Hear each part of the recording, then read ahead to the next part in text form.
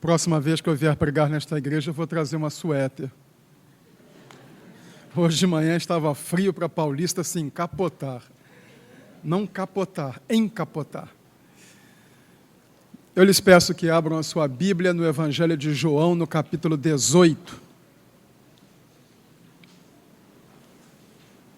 Eu vou ler do versículo 1 ao versículo 12. João 18, 1 a 12. Peço-lhes que, por favor, se coloquem em pé para acompanharem a leitura da palavra de Deus.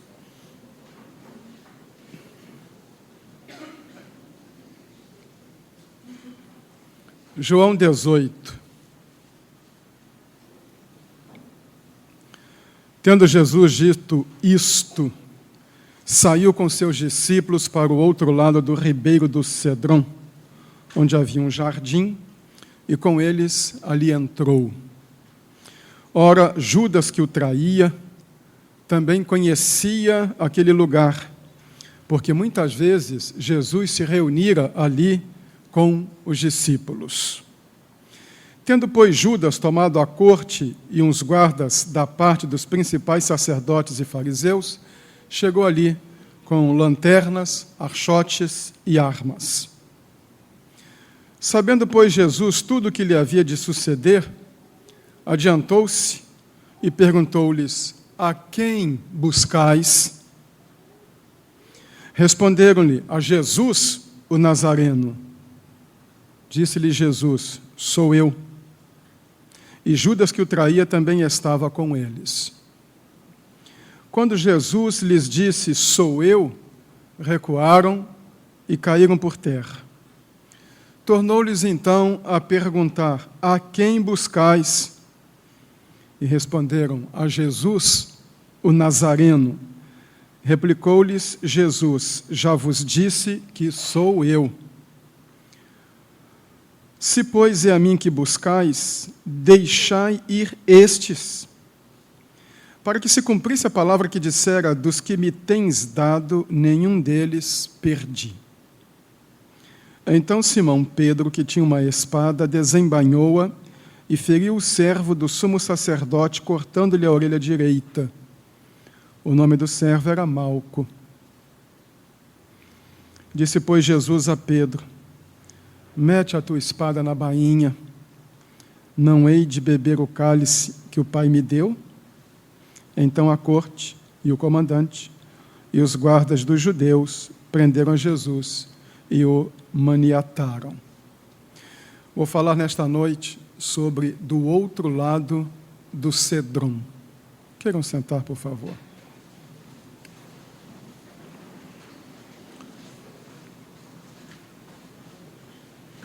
O texto sucede o fantástico capítulo que é a oração sacerdotal em João 17. João 17 talvez seja uma das páginas mais comoventes da Bíblia. Há um misto de tristeza, de perplexidade no ar. É uma oração em que Jesus, primeiro, historia o seu relacionamento com o Pai. Faz uma declaração que, aos olhos de um não cristão, é absurda, mas para o cristão é um dos maiores tesouros teológicos. Lá no versículo 5. É um homem que está falando, um homem como eu e como você, de carne. Agora, pois, ó Pai, glorifica-me com aquela glória que eu tinha contigo antes que o mundo existisse. É a afirmação mais clara da sua preexistência e da sua eternidade.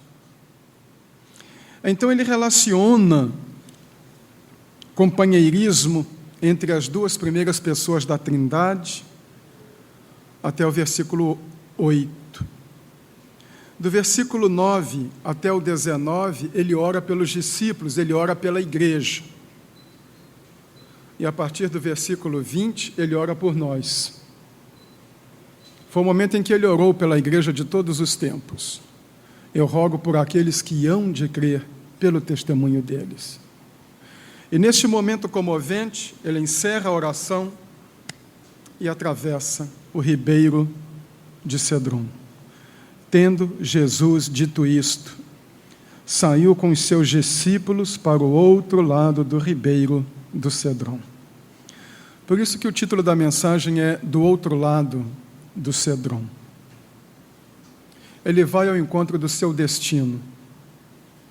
Ele cessa esta oração comovente, melancólica, tocante, e vai para o seu destino. Como a transfiguração, o Cedron tem um lado negativo. É preciso atravessar o Cedron. Eu queria ver isto. O Cedron é um símbolo da vida real. Saímos da oração, saímos do momento de comunhão com Deus, da abertura de coração, saímos do âmbito até das afirmações teológicas como ele saiu e vamos ao nosso destino. O Cedron não é um símbolo da oração, a oração ficou antes, ele atravessa o Cedron. O Cedron é um símbolo da vida real. É a vida lá fora. É o nosso trabalho na fábrica, no porto, na escola, no escritório, na universidade, em casa, na rua. É o nosso trabalho no meio das adversidades, das lutas e contrariedades. Não é símbolo de oração, de comunhão, de palavras bonitas. É lugar de sofrimento, de coisas rudes, duras, feias.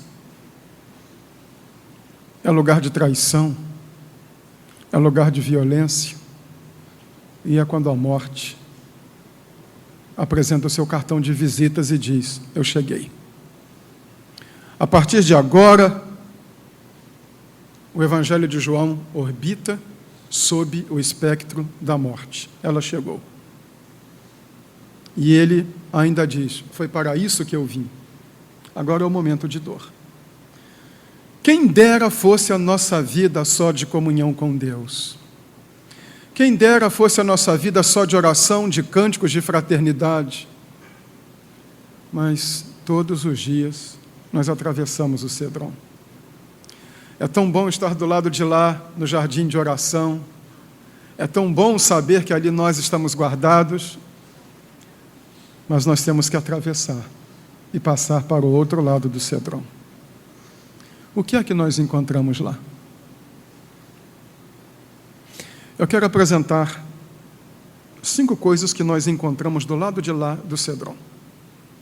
Porque esta é a mensagem, do outro lado do Cedron. O que encontramos lá? Em primeiro lugar, encontramos traição. Encontramos traição, desapontamento, a frustração. Versículo 2. Ora, Judas, que o traía, também conhecia aquele lugar. Judas conhecia o outro lado do Cedron. É do outro lado do Cedron que nós encontramos os Judas. Não é apenas o traidor de Jesus.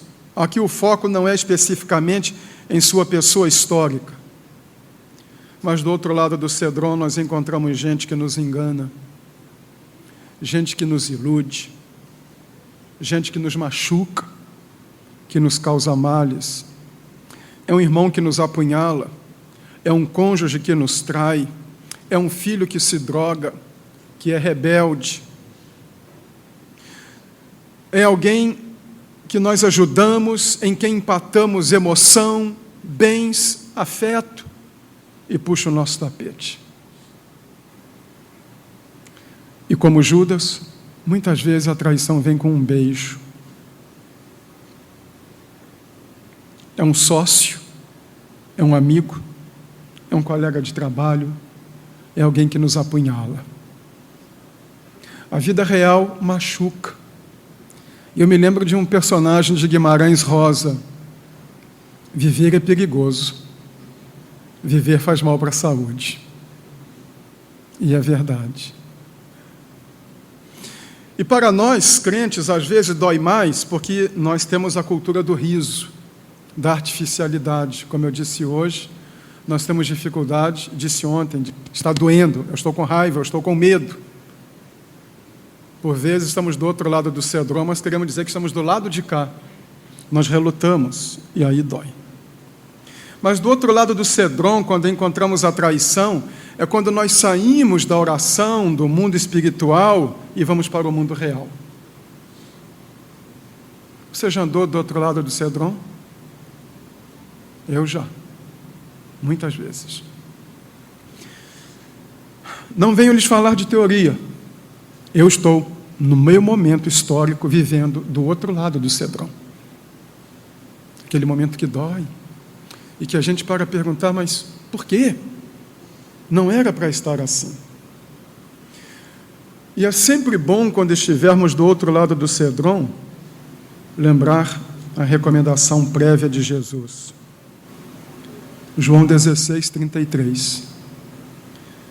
Tenho-vos dito estas coisas, para que em mim tenhais paz. No mundo tereis tribulações, mas tende bom ânimo. Eu venci o mundo. Ninguém pode vencer o mundo se não passar pelo cedron. Ele passou. E ele pôde dizer isto porque passou pelo cedron. Quando você atravessar o outro lado do cedron, estiver no capítulo 18 de João, lembre do capítulo 17, que precedeu a travessia para o cedron. No capítulo 17, ele orou por você. Lembre-se da declaração do autor de Hebreus de que ele ainda é o nosso intercessor. Lembre-se que o seu Salvador atravessou o cedron, sabe o que é ser apunhalado, sabe o que é ser traído, sabe o que é ser machucado. E as Escrituras dizem isso porque não temos um Salvador que não possa se compadecer de nós, mas um que, como nós, em tudo foi tentado. Qual é a dor profunda que temos que ele não passou? Qual é a agonia que experimentamos que ele não experimentou?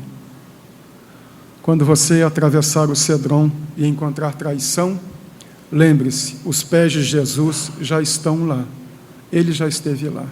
Ele sabe o que é ser traído. Ele sabe o que é ser machucado. Então, o conforto que ele oferece não é teoria, é experiencial. É algo que vem com autoridade, não urdido num gabinete com ar-condicionado, mas também nos pedregulhos do ribeiro de Cedron. Do outro lado do Cedron nós encontramos traição, do outro lado do Cedron nós encontramos violência. No versículo 10, então Simão Pedro, que tinha uma espada, desembainhou-a e feriu o servo do sumo sacerdote, cortando-lhe a orelha direita. A traição foi de Judas, a violência foi de Pedro. Aqueles que nós julgamos bons falham também. Não são apenas os ruins. Mas o que mais me atrai aqui é que foi uma violência em nome de Deus. E não foi a primeira. E não será a última. Quanta violência tem sido perpetrada em nome de Deus. Quanta igreja tem sido dividida em nome de Deus. Quanta gente tem tido seu nome jogado na lama em nome de Deus. Quantos irmãos têm se digladiado em nome de Deus. Quanta calúnia em nome de Deus. Santos que, contrariados, viram demônios. Um é seu discurso, outra é sua prática. Deus, religião, o Evangelho, Jesus Cristo, estas coisas são apenas pretextos para a crueldade. E me desculpem, não quero ser rancoroso, não estou despejando mágoa, mas algumas das pessoas mais maldosas que eu conheci, eu as conheci dentro da igreja. E algumas das pessoas mais sem caráter que eu conheci dentro da igreja. E em 37 anos de ministério, essa experiência minha é de muito pastor. As pessoas que mais me machucaram foram os crentes e não os incrédulos. Então eu me lembro de uma frase de Dom José de Cavaca, que Deus me livre dos amigos, porque dos inimigos me livro eu. E às vezes tem vontade de dizer que Deus me livre dos irmãos, porque dos pagãos me livro eu. Mas às vezes nós encontramos gente da igreja que tem o cheiro de cedrão. E aí pode ser que você esteja sofrendo um momento de violência, de um comentário maldoso a seu respeito, de um grupo insatisfeito com sua liderança, de gente maldosa. E a espada que corta a orelha cicatriza, mesmo que Jesus não esteja lá para consertar. Vai no hospital que dá um ponto. Não vá no SUS, vá no hospital que vão consertar a sua orelha. Mas as feridas emocionais, como custam a sarar? E quando feitas em nome de Deus, por vezes, são feridas que não querem fechar. Mas sabem o que é interessante? É que Jesus não compactua com a violência, e nem para defendê-lo. Esta é uma advertência para nós, para que nunca usemos a violência. Ele não precisa da violência. Ele a descarta. Pedro, guarda a espada. Aquele que é violento em nome de Deus, na realidade está sendo violento em nome do demônio, porque o Senhor Jesus nunca pediu a violência. E ele não se solidarizou com Pedro, ele se solidarizou com um guarda que veio prendê-lo. Ele fica com o que sofre a violência. Esta também é uma lição para nós. Se você está sendo vítima de violência, não a retribua.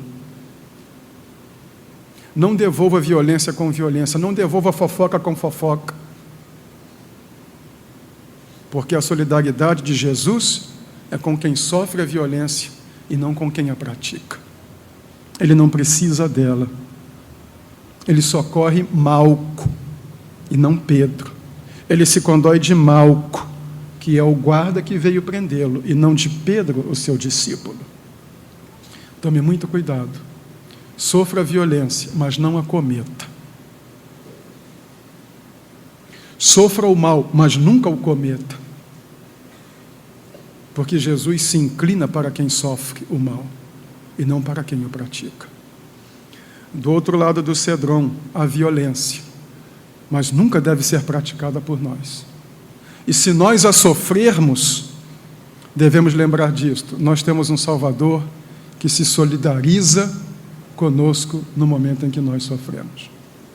Se você está sofrendo violência, não física, mas a moral, a espiritual, lembre-se, o seu Salvador está vendo e ele se solidariza com você. Do outro lado do cedrão, encontramos traição, encontramos violência. Do outro lado do cedrão, nós encontramos desespero. É a atitude de Pedro. A atitude de Pedro é a atitude de um homem desesperado. Então Simão Pedro, que tinha uma espada, desembainhou-a. Está tudo esboroando. Ele deixou tudo, apostou a sua vida naquilo e aquilo está caindo. Como é triste um obreiro colocar a sua vida num projeto e vê-lo se acabar. Perder tanto. Investe 10, 12, 15 anos numa igreja e de repente ele puxa um tapete. Ele se dedica a pessoas, ama, serve estas pessoas com um coração puro e estas pessoas o machucam. Então vem a sensação de desespero. O desespero é um péssimo conselheiro, porque nesta hora nós fazemos o que não devemos. Agimos como não devemos agir. Então é bom dar uma parada. Porque quando estamos desesperados e vamos agir, podemos machucar pessoas. E a lição aqui é esta: cuidado com atitudes extremas. Qual é a razão do desespero de Pedro? É não crer que Jesus tem tudo nas mãos. É não crer que as coisas obedecem um propósito divino estabelecido por Ele. E Ele diz: não é eu de beber o cálice que o Pai me deu? Está dentro dos seus planos. Nunca se desespere. Jesus Cristo nunca perdeu o controle. Romanos, num texto que muitos de nós conhecemos, citamos de cor, mas que é bom repeti-lo neste contexto, assim nos diz: e sabemos que todas as coisas concorrem para o bem daqueles que amam a Deus, daqueles que são chamados segundo o seu propósito. Então não pense, estou desamparado, ou eu fui largado. Você não é um menino de rua. Você não é um sem dono. E o Salvador não perdeu o controle. Aquele que crê realmente que o Senhor Jesus é Senhor, e isso está entronizado no seu coração, não em cânticos, não numa declaração labial, mas permeia todas as suas emoções, fica tranquilo. É um Deus que toma conta. É um Deus que protege. É um Deus que vem, acalma tudo, porque tem tudo nas suas mãos. Do outro lado do cedron, encontramos a traição, encontramos a violência, encontramos o desespero. Mas, em quarto lugar, do outro lado do cedron, nós encontramos a absoluta serenidade de Jesus. Nada o tira do sério, a não ser a hipocrisia. A hipocrisia dos religiosos o tirou do sério lá em Mateus 23. É curioso, nós que somos religiosos deveríamos pensar isso. Caímos de tacape e borduna nos escribas e fariseus. E às vezes fazemos até como uma professora que contou a história, a parábola do fariseu e do publicano para as crianças. Quando o fariseu diz: eu te dou graças porque não sou como este publicano, e depois de ter ensinado, ela disse para as crianças: agora, meus filhinhos, vamos dar graças a Deus porque nós não somos como aquele fariseu. Então, é muito fácil nós dizermos: aquilo se aplica àquelas pessoas. Eu estou com as anotações porque eu sempre tenho sermões uns 3, 4 meses à frente, mas há um sobre Mateus 23. Eu ainda não preguei porque eu vou precisar de muita misericórdia, porque é um sermão duro. Porque eu quero fazer aquele sermão aplicado à nossa igreja, como nós somos religiosos. Mas é fachada. É a única coisa que tira Jesus do sério. Mas o resto é serenidade. Voltemos aqui à nossa história e paremos de fazer fofoca sobre escribas e fariseus. Versículo 4. Sabendo, pois, Jesus tudo o que lhe havia de suceder, adiantou-se e perguntou-lhes: a quem buscais? Ele não se esconde. Ele sabe tudo o que vai acontecer. Ele nunca é surpreendido. E ele toma a dianteira. Ele vai à frente. Ele tem um destino. Ele mesmo disse: é um batismo com que eu devo ser batizado, e como me angustio até que ele se cumpra. Ele veio para aquilo. Então ele toma a frente. Não se esconde atrás dos discípulos. Versículo 7. Tornou-lhes então a perguntar: a quem buscais? E responderam: a Jesus o Nazareno. Podia aproveitar que eles caíram por terra e, num português bonito, escafeder-se e para os demais dar no pé. Mas é o seu destino. E ele continua ali, ele está calmo, tranquilo. A quem buscais? E depois, no versículo 11, disse, pois, Jesus a Pedro: mete a tua espada na bainha. Não hei de beber o cálice que o Pai me deu? Ele não é o medroso, ele toma a iniciativa, ele domina tudo, ele tem tudo sob controle, ele sabe que a sua vida está nas mãos de Deus. Ele sabe que vai ser duro. Agora é que a coisa vai ficar feia. Mas ele é bem preciso: não hei de beber o cálice que o Pai me deu.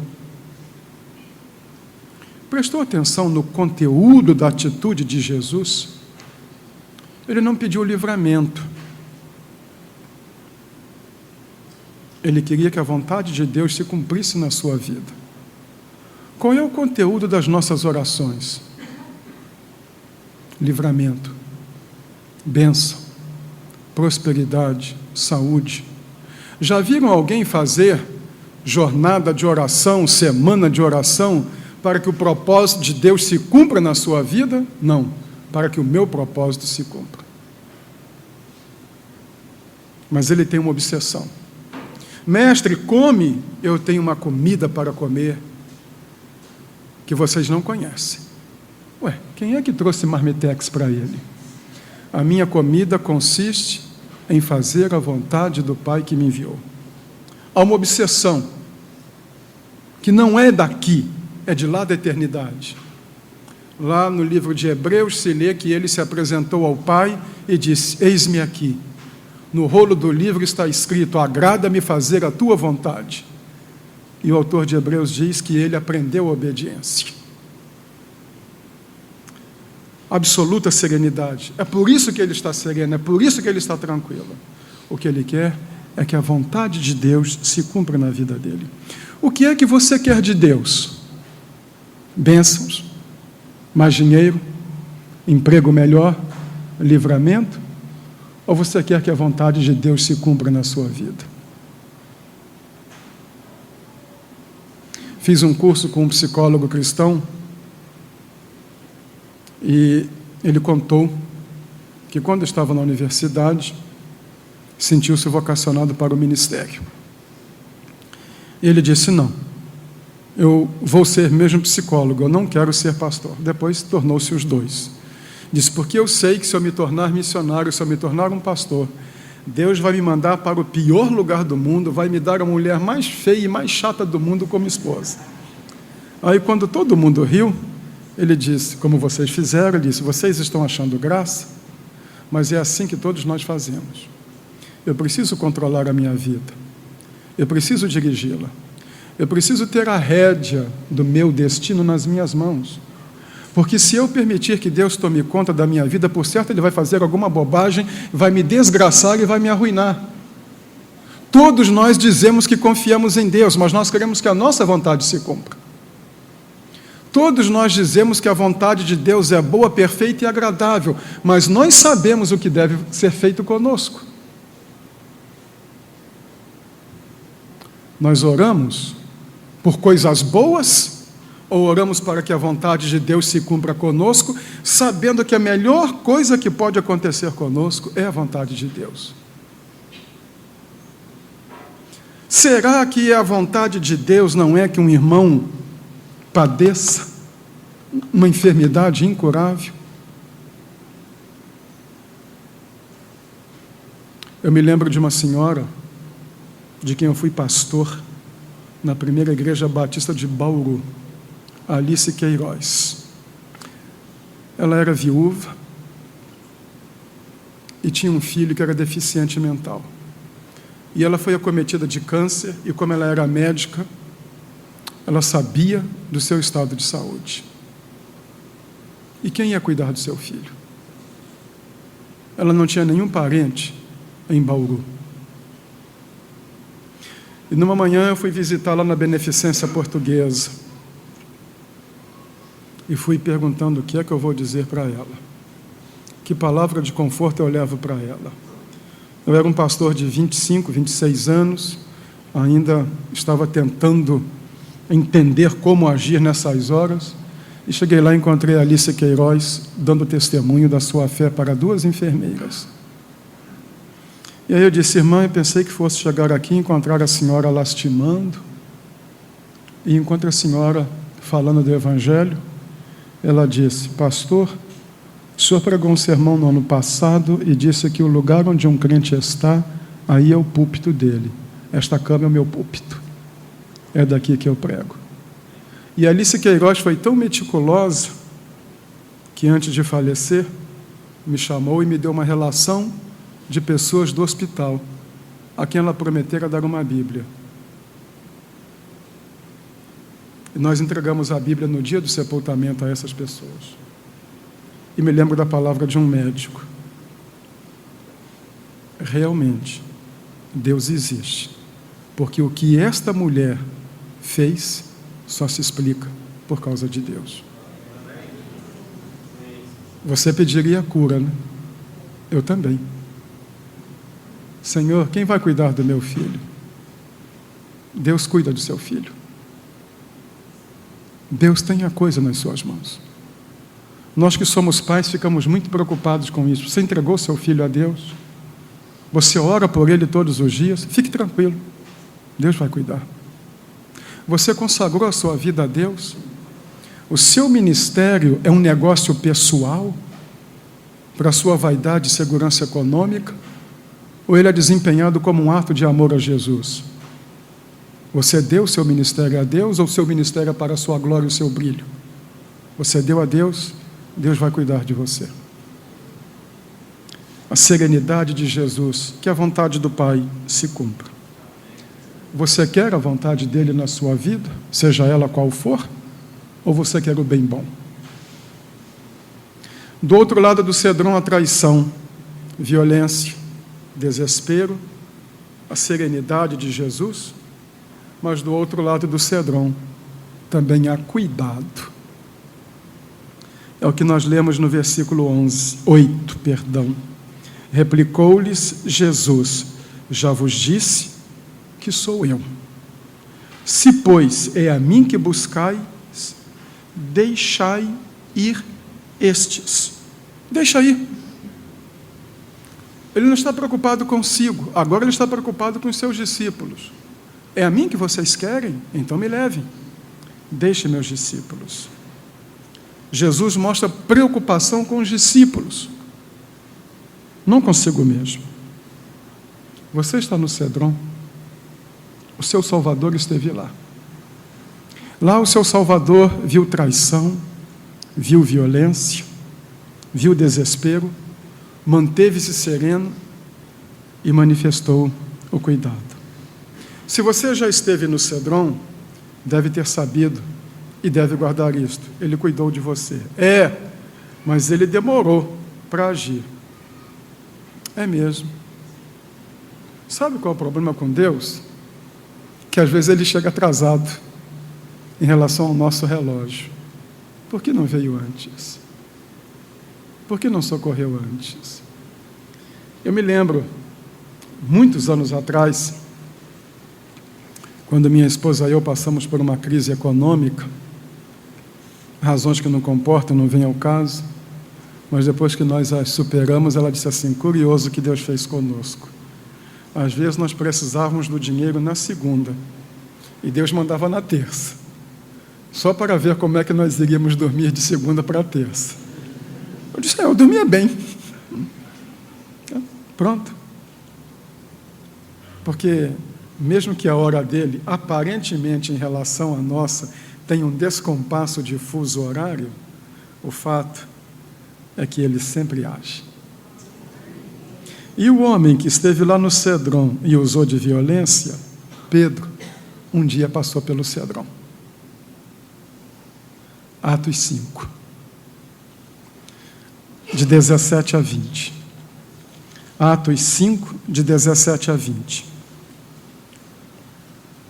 Levantando-se o sumo sacerdote e todos os que estavam com ele, isto é, a seita dos saduceus, encheram-se de inveja, deitaram mão nos apóstolos e os puseram na prisão pública. Mas de noite, um anjo do Senhor abriu as portas do cárcere e, tirando-os para fora, disse: ide, apresentai-vos no templo e falai ao povo todas as palavras desta vida. Em Atos 12, Pedro volta ao cedrão. Não o cedrão físico, mas o cedrão espiritual. Atos 12, 5. Pedro, pois, estava guardado na prisão, mas a igreja orava com insistência a Deus por ele. Ele sabia o que lhe aconteceria. Aconteceria o que aconteceu no versículo 2. Herodes matou à espada Tiago, irmão de João. Lá está Pedro, na mesma prisão, esperando a morte. A igreja orando por ele. Ele está no cedrão. E vem o versículo 11. Pedro, tornando assim, disse: agora sei verdadeiramente que o Senhor enviou o seu anjo e me livrou da mão de Herodes e de toda a expectativa do povo dos judeus. Do outro lado do cedrão nós encontramos cuidado. E talvez a experiência mais profunda para termos e a memória mais forte para guardarmos seja esta: no cedrão nós nunca estamos sozinhos. Era um lugar que Jesus frequentava. Jesus, muitas vezes, se reunira ali com os discípulos, versículo 2. Ele não era um passante eventual do Cedron. Ele era um frequentador habitual. Ele mora do outro lado do Cedron. E é do outro lado do Cedron que nós encontramos a graça. O meu poder se aperfeiçoa na tua fraqueza. Nós lemos esta história e nos entristecemos. Todas as vezes que eu li o capítulo 18, eu me entristecia. Não quero bancar o mais espiritual, não. É que a gente fica velho e fica muito sentimental. Eu não consigo ler o relato da prisão e crucificação de Jesus sem chorar. Então eu postergo nas minhas leituras bíblicas passar por aqui que eu sei que vou chorar. E eu me seguro quando vou pregar sobre a crucificação porque eu sei que vou chorar. Mas eu entendi. O foco aqui não é Judas. O foco não é o traidor. O foco é o Salvador. É a sua ação. O que torna a nossa presença no Cedron insuportável é que quando nós estamos do outro lado do Cedron, lá no jardim, no Cedron, no lugar do sofrimento, nós nos centramos em Judas, na traição. Nós nos centramos em Pedro, na violência. Nós nos centramos na maldade, quando deveríamos nos focar em Jesus. E se estivermos do outro lado do Cedron e pensarmos em Jesus,